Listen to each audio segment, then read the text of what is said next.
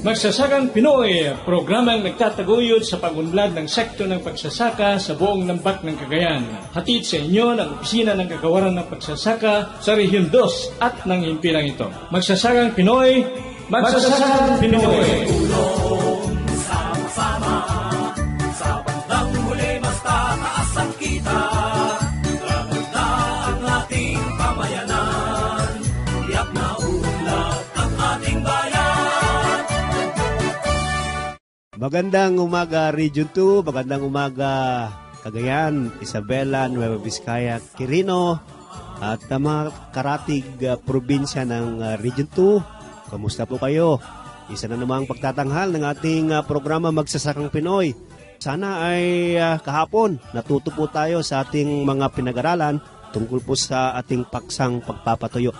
At sa araw na ito, ating pong ipagpatuloy ang ating discussion at pag-usapan naman natin ang mga proseso ng pagpapatuyo ng ating mga ani. But before that, binabati natin ang ating kasamang Kati na hindi pa ata nakapaligo. Good morning, kasamang Kati. Good morning, kasamang Hector. Okay, ito na naman po ang iyong kasama, si kasamang Kati, para ipagpatuloy po natin ang ating talakayan tungkol sa pagpapatuyo ng ating mga palay. Okay, magandang umaga po sa lahat ng mga taga-pakinig dito sa Lambak ng Cagayan. Magandang umaga ka, Hector. Magandang umaga po sa lahat. Hindi mo sinagot yung tanong ko eh. But anyway, bumati ka na. Okay, so bago tayo magpatuloy kasamang Kati, gusto ko lang isummarize yung ating napag-usapan kahapon tungkol dun sa pagpapatuyo ng ating mga ani. So, sinabi po natin kahapon na ang pagpapatuyo ay isang paraan ng pag-aalis ng sobrang lulang tubig o moisture content. Ang mga butil ay dapat na mapatuyo sa loob ng 24 na oras, sabi natin kahapon, matapos itong anihin. Sa bawat araw na naantala kasi, ang pagpapatuyo ay tumataas ang bahagdan ng mga butil na nasisira at ito ay nagdudulot ng pagkalugi ng ating mga kababayan magsasaka. At nasabi rin ni kasamang Jean kahapon na ang kabuang porsyento ng nawawalang palay sa makatapos aning gawain ay umaabot sa pamantayang 16.47%. Yan po yung average at ayon po yan sa PhilMec at PhilRice noong taong 2008. At mga benepisyo po ng pagpapatuyo ay napag-alaman din natin kahapon. Sabi ni Engineer Oli na ang pagpapatuyo ng palay para mabawasan ng mga nasasayang na butil ay isang paraan para higit na lalaki ang kita ng ating mga magsasaka. At pinapalawak din ito ang kakayahan ng mga magsasaka para mag-imbak at maghintay ng mas magandang presyo para sa kanilang mga ani. At ang pangatlo, maiwasan ng mga nasasayang na butil kung tama ang panahon at paraan ng pagpapatuyo ng ating mga palay. So, napakahalaga po na ating malaman ang tamang mga proseso na yan po ang ating pag-usapan ngayon, proseso sa pagpapatuyo. At susunod dito ay yung pag-iimbak. Meron din po tayong special na edition dito tungkol sa pag-iimbak o storage. Baka sa susunod na linggo, yan po ang ating pag-uusapan. At ang last na operasyong makatapos ani ay ang paggiling o yung tinatawag nating mailing. At nasabi po natin na ang pagpapatuyo ay ang may pinakamalaking bahagdan ng nawawala sa atin kung hindi po tama yung ating mga gagawin. Ano po? At ito ay mayroong porsyentong 5.86 na nawawala sa ating mga ani. So, napakahalaga po nating malaman ng mga presyo ng pagpapatuyo. At idagdag din natin kasamang Kati ang napag-usapan kahapon na kung hindi sapat ang pagpapatuyo ay maaring mangyari ang mga sumusunod. Una, ang pag-iiba ng kulay o yung paninilaw ng ating mga ani. At nawawala din ang kakayahan ng butil upang ito ay tumubo. Yung tinatawag nating seed viability or germination. At isa pa, nag-iiba ang tekstura at lasa ng ating mga butil. Nagkakaroon din ng pagtaas ng init sa butil. Ganun din, nagkakaroon ng mga amag. Siyempre, inaatake din ito ng mga insekto at ang hindi po maganda dito, kung hindi maganda ang klase ng ating mga inani, ay ibig sabihin mababang presyo at mababa din ang kita ng ating mga magsasaka.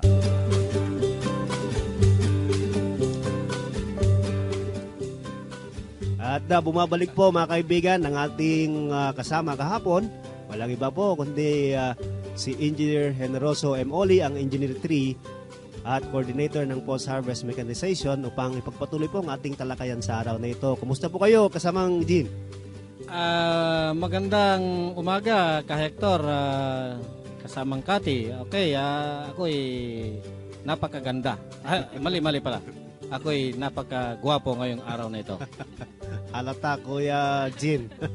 Kuya na kita kasi gwapo ka na. So, magandang umaga po. Ituloy po natin ang ating pinag-uusapan sa araw na ito. Sa araw na ito, mga kaibigan, ating pong ipagpapatuloy ang ating paksa kahapon. At sa araw na ito ay malalaman natin ang mga proseso, mga tamang proseso ng pagpapatuyo ng ating mga inaning palay. Unang katanungan kay kasamang Jean, ano-ano po ang mga dapat tandaan o isaalang-alang sa pagpapatuyo ng palay ng ating mga kababayan? Kasamang Hector at kasamang Kati at sa mga nakikinig, sa pagpapatuyo may dalawang napakalagang elemento na dapat isipin. Una ay yung init. Itong init na ito ay kailangan para sumingaw yung lulang tubig. So, remember na nagpapatuyo tayo ng ating butil, expectedly basa yung ating butil. At ang pangalawa ay yung hangin na siyang nagdadala, yung init, para nagtatanggal doon sa lulang tubig sa paligid at sa mismong butil. Ang pagpapatuyo ay maaring gawin sa bukid o sa ibang lugar. Karamihan ng mga magsasaka ay mas gusto pa rin magpatuyo sa tradisyonal na paraan gamit ang araw o sun drying. Kasi itong pamamaraan nito ay pinaka-economical, kumbaga, at saka pinaka-practical. Pero ilan naman na rin ang gumagamit ng dimaki ng patuyuan dahil nalaman na nila ang kahalagan nito sa pagbabawas ng mga nasasayang na butil. Sir, ano-ano po yung mga pamamaraan ng pagpapatuyo? May tatlong pamamaraan ng pagpapatuyo at ito ay isa-isahin kong i-discuss sa inyo. Ang una ay yung field drying. Pamamaraan ng pagpapatuyo ng palay habang ito'y nasa uhay matapos anihin. So sa parang ito, ang palay ay hinahayang lumampas ng takdang panahon ng pag-aani upang mabawasan ang lulang tubig hanggang 25%. Kadalasan, ang paraan na ito ay hindi na ginagamit ng ating mga magsasaka, lalong-lalo na sa panahon ng tag-ulan. Alam nyo kasi, ka-Hector at kasamang Kati, kung i-adapt ng ating mga magsasaka ito, yung kanilang produkto ay naka-expose sa ating inclement weather. At saka nandito, napakaraming mga ibon at saka mga daga na siyang contributory factors doon sa pagkakawala ng mga ilang porsyento na dapat sana ay magiging makukuha natin sa ating aanihin. Ang pangalawa ay ang pagbibilad sa araw o yung tinatawag na sun drying. Ito ay sinasagawa sa pamamagitan ng pagbibilad ng palay sa semento, yung pwede yung multipurpose drying pavement na isang programa ng ating departamento, canvas at iba pa. Ang palay na binibilad ay natutuyo sa loob ng 1 hanggang 3 araw, depende sa lulang tubig at sa kalagayan ng ating panahon. Of course, ito hindi naman natin makontrol yung panahon, so kung minsan maganda, kung minsan ay makulimlim. So depende ito sa kumbaga ay yung duration ng ating drying ay nagdidepende sa panahon. Ang dapat tandaan ay ang pagkahalo ng butil habang tinutuyo upang maiwasan ang sobrang pagkatuyo na siyang dahilan ng pagkabiyak kapag ito'y gigilingin na. Ang pagpapatuyo sa mamamagitan nito ay napaka-praktikal at hindi magastos. Ngunit ang pagbibilad sa araw ay mayroon ding disbentahe o yung sinasabi nilang disadvantage. Of course, I will be okay. Ang una ay ang mga butil ay hindi pantay-pantay ang pagkakatuyo. Bagamat hinahalo ang mga ito habang pinapatuyo. Ang pangalawa, maraming tao ang kailangan kapag marami ang patutuyuin. So alam po natin ito. Hindi maaring magpatuyo kung umuulan o may bagyo. So ang sun drying, of course, ay applicable lang kung may sun o may init. So mas mahabang oras ang kailangan sa pagpapatuyo. Biruin mo yung 1 hanggang 3 araw. Depende sa panahon. Ang ikalima, mas maraming butil ang nawawala o nasasayang. Ito ay nadudurog kapag daang publiko ang ginagamit na patuyuan. Sinasabi nga nila, ito daw ang pinakamahabang dryer sa buong Pilipinas, yung National Highway. Sa buong Asia, kasamang Jane. Yun nga. Kaya pag ganito, ang ani ng mga magsasakay kadalasang naibebenta na hindi magandang kalidad na nagbubunga sa mababang presyo.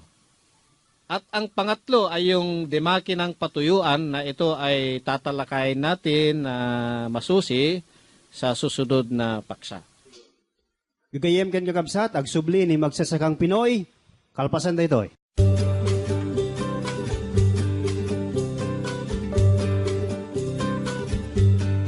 Magandang araw po sa inyong lahat, lalo na sa ating mga magsasaka at mangingisda dito sa Region 2, sa probinsya ng Cagayan, Isabela, Nueva Vizcaya, Quirino, ganun din po sa Island Province of Batanes. Mula sa Department of Agriculture at ating mga kasamahan sa Regional Field Unit No. 2 at sa ating mga kasamahan sa Local Government Units. Ito po si Secretary Pro si J. Alcala, nag-aanyayang makinig sa programang Magsasakang Pinoy. Magsasakang Pinoy para sa dagdag kaalaman sa makabagong teknolohiya sa ating sakahan, pag-aalaga ng hayop at palaisdaan. Magsasakang Pinoy, alas 5 hanggang alas 5:30 ng umaga. Lunes hanggang Biyernes, mula sa radio stations DWPE, Tuguegarao City, DWDY, Kawayan City, HOTFM, Kawayan City, DWSI, Santiago City.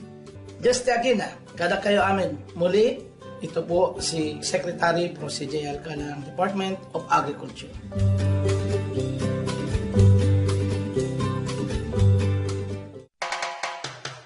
Para po sa ating mga tagapakinig sa lungsod ng Santiago, lalawigan ng Isabela, napapakinggan din ang Magsasakang Pinoy sa himpilan ng DWMR mula alas 5:30 hanggang alas 6 ng umaga, Lunes hanggang Biyernes. Sa bayan naman ng Bayumbong Nueva Vizcaya, mapapakinggan ang Magsasakang Pinoy sa DWRV. Sa lalawigan naman ng Cagayan, sa bayan ng Lallo, ay mapapakinggan ang Magsasakang Pinoy sa DWRL-FM sa oras na alas 8 hanggang alas 8:30 ng umaga. Sa bayan naman ng Aparay, napapakinggan din ang ating programa sa himpilan ng radyo natin mula alas 11:30 hanggang alas 12 ng tanghali, Lunes hanggang Biyernes. Maraming salamat po. Mas marami sanang bigas na makakain kung wasto ang pagpapatuyo ng palay. Ang Department of Agriculture ay patuloy na namamahala ng mga programang tumitiyak sa wastong pagpapatuyo ng mga butil. Isa na dito ang pamamahagi ng mga flatbed dryers at storage facilities sa mga kwalipikadong samahan ng mga magsasaka. Sa tamang pagpapatuyo, siguradong tiyak ang supply ng dekalidad na pagkain, gayon din ang mataas na kita ng ating mga magsasaka.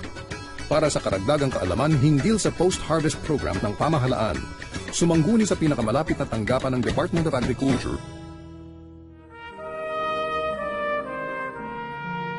Anumang pangarap ay matutupad sa pamamagitan ng ibayong pagsasanay at tamang nutrisyon.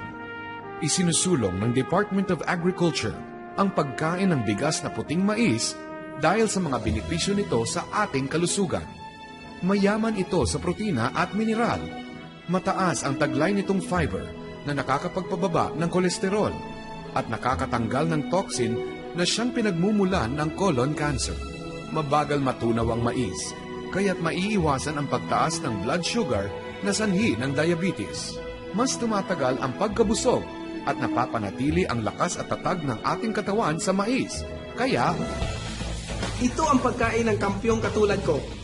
Mais, para sa mas malakas at malusog na Pinoy, magmais tayo. ang mensaheng ito ay hatid sa inyo ng Department of Agriculture at ng himpilang ito. May sangawis para kadigiti mayat ang magipaset diti magsasakang Pinoy, mabalintayin kagapsat, babayin laing ti panag-text iti dito yung programa. Para kadigiti smart talk and text when red mobile subscribers o sa rendalaing ti numero 0921-763-2251. Ulitin tayo ti numero 0921-763-2251. Para met kadigiti Globe when no touch mobile subscribers o sa rendalaing ti numero 0927-863-4080. Ulitin tayo met ti numero 0927-863-4080. Karigito yung numero, tipangiturungan tayo kuma karigiti salsaludsod, suggestion, komento, when anyaman, akayat tayong edanon, ti programa tayo. Naskenmet nga ipakuyog tayo kuma, ti kompleto anagan, kinadress, karigiti text tayo. Ikagumaanan ti programa tayo, amasumpatan adaras, karigiti text yo, Diyos tiag ngina.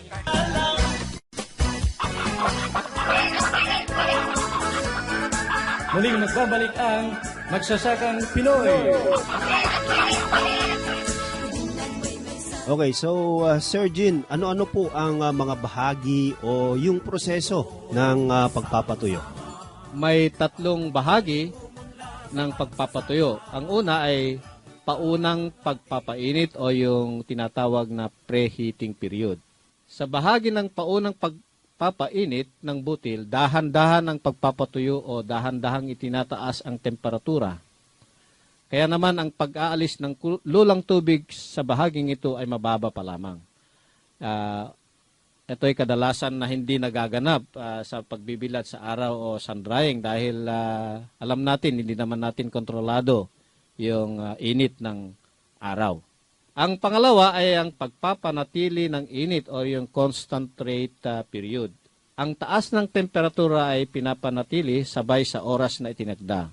Sa bahaging ito, ang ibabaw na lulang tubig ng butil ay naalis na. So, ang proseso kasi ng pagpapatuyo, yung basang butil ay pinapainit natin yung labas, yung surface, and then lalabas yung tubig, lulang tubig doon sa ilalim, ay sa loob ng butil. So, at ang pangatlo ay pagbababa ng init or yung falling rate period.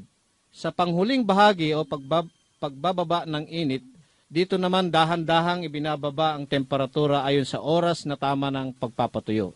Dito may nangyayari ng paglipat ng init mula sa ilalim ng butil papunta sa labas.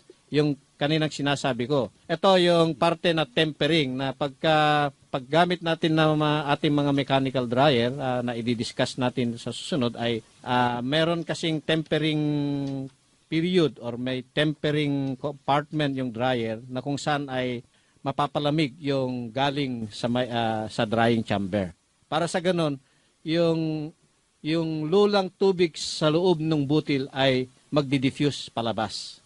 So, just imagine na kasamang Kati, pagka umiinom ka ng malamig na tubig, anong naobserbahan mo doon sa baso?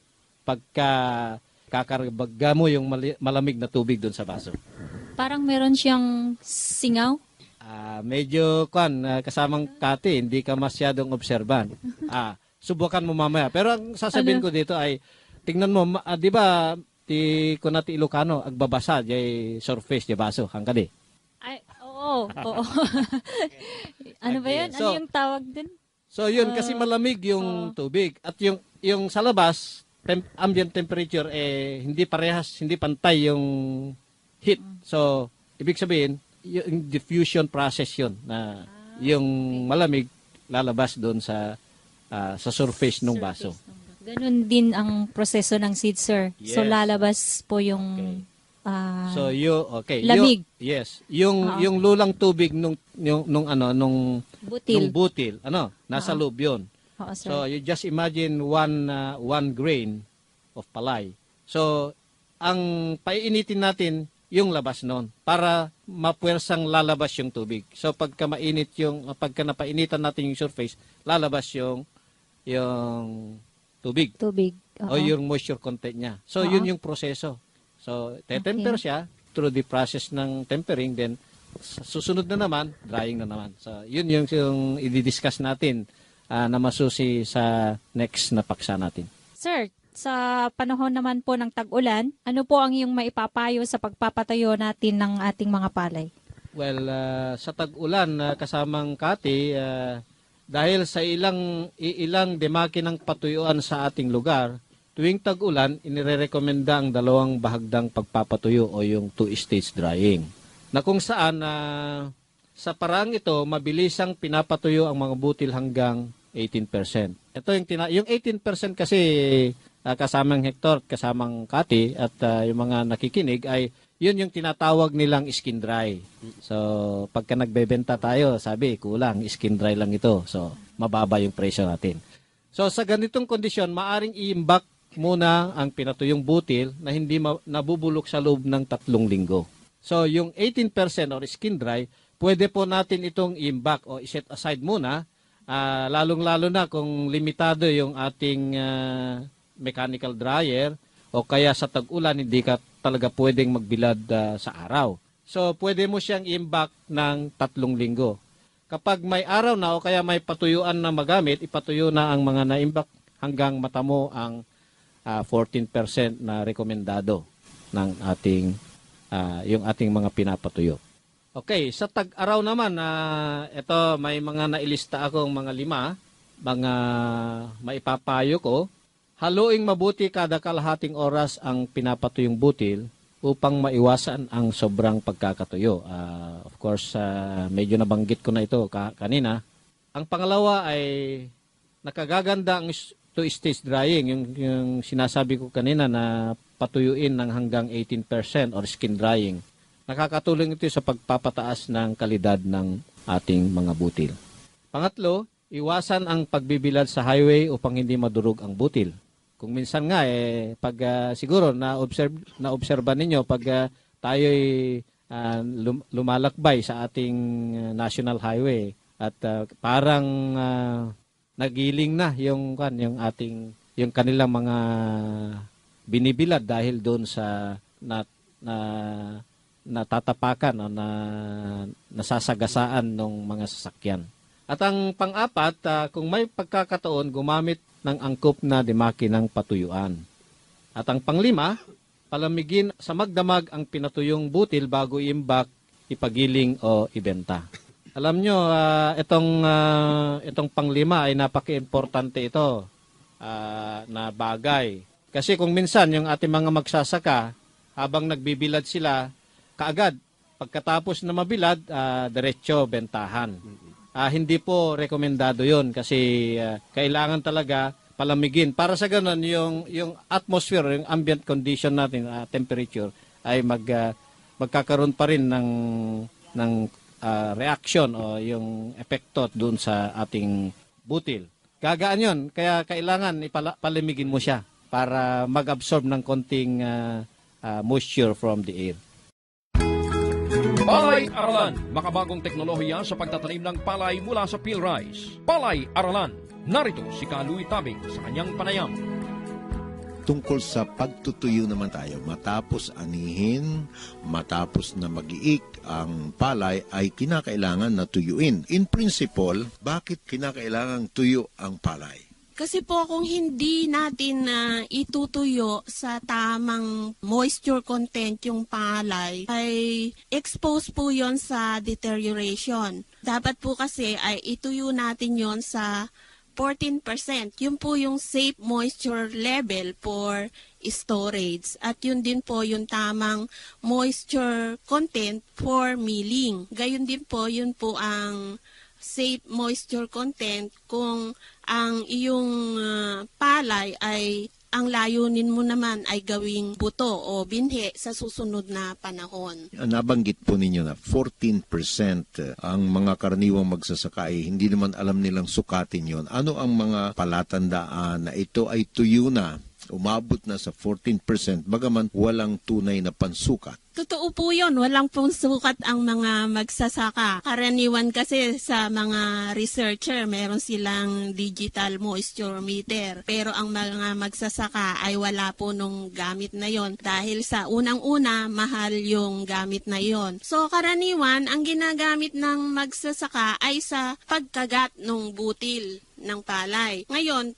malalaman mo kung nasa 14% na pag ito ay iyong kinagat at nag-sounds ng tick, ibig sabihin ay nasa tamang moisture content na yon, safe moisture content for storage na. Malutong na ano po ang mga pamamaraan na ginagamit ngayon ng ating mga magsasaka para tuyuin ang palay? Karaniwan po na ginagamit ng ating magsasaka ay yung tinatawag na solar drying or sun drying. Marami din po naman tayo na mga available na makinarya ngayon na mga mechanical dryers. Meron po tayong flatbed dryer, meron din naman tayong mga recirculating dryer na available na dito sa atin na magagamit ng mga magsasaka. Sapagkat ang marami sa mga magsasaka ay gumagamit ng solar drying o pinaarawan, ibinibilad sa araw, sa kalsada o kaya sa semento o kaya sa banig. Mga ilang araw po sa karaniwan dapat mabilad yung palay pagkaani, para masabing ito-ituyo na. Dapat po kasi pagka-giik, immediately within 24 hours ay maituyo mo na yung palay para maiwasan yung tinatawag na deterioration, discoloration, or merong iba dyan na tumutubo na. So, dapat ay tuyuin mo immediately within 24 hours. Ilang oras pong nakabilad sa araw karaniwan? Kung halimbawa maghapon ay mainit, more or less ay ilang oras o ilang araw na dapat nabibilad yon? Pagka po kasi solar drying ang gagamitin natin, hindi naman natin ma-predict kung talagang maganda talaga ang araw. Ngayon, kung talagang maganda ang sikat ng araw, matutuyo mo yon sa loob ng isang araw. Pero kung medyo makulimlim, so matutuyo mo yun siguro ng 1, 2 o 3 araw na paulit-ulit mo yun na tutuyuin. So, very risky po talaga pagka solar drying, lalo na pagka kasi medyo papatuyo na yung palay, tapos biglang siyang pumatak ang ulan, so nabasa na naman yung palay mo. Yung pong pagkakataon na yun ay nagkakaroon ng lamat yung ating butil. Yun po kasing exposure sa hot and cold climate, yun po yung hindi maganda sa butil ng palay na nagkakaroon po ng lamat. At yun ang pinagbumulan ng broken grains pagka ipinamil mo. So, lower milling recovery ang makukuha mo. Ang inyo pong napakinggan sa kanyang pagpapaliwanag ay si Miss Eden Gagilonia sa pagtutuyo ng palay. Para sa karagdagang kaalaman tungkol sa pagpapalayan, maaari kayong mag-text sa PhilRice 0920-911-1398. Palay Aralan, hatid sa inyo ng palatuntunan ito at ng PhilRice.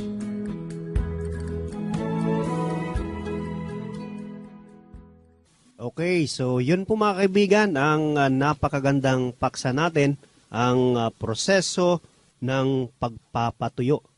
Okay, so maraming salamat kasamang Jean. So, dyan po pansamantala, nagtatapos ang ating programa sa araw na ito. At kami po muling nagpapaalam sa Mangkati. Okay, naway, marami po tayong ulit natutunan at sana'y may apply po natin sa ating pagpapalay yung mga natutunan natin sa araw na ito. Magandang umaga po sa ating lahat. At ito rin po ang inyong kaibigan, si kasamang Hector. Magandang umaga. God bless everyone. Magili naming taga-subaybay, ating natunghayan ang isa pang edisyon ng programang Magsasakang Pinoy na nagbigay alam ng sari-saring impormasyon tungo sa ikaunlad ng sektor ng pagsasaka sa buong lambak ng Cagayan. Inihatid sa inyo ng Opisina ng Kagawaran ng Pagsasaka sa Region 2 at ng himpilang ito. Magsasakang Pinoy, Magsasakang Pinoy!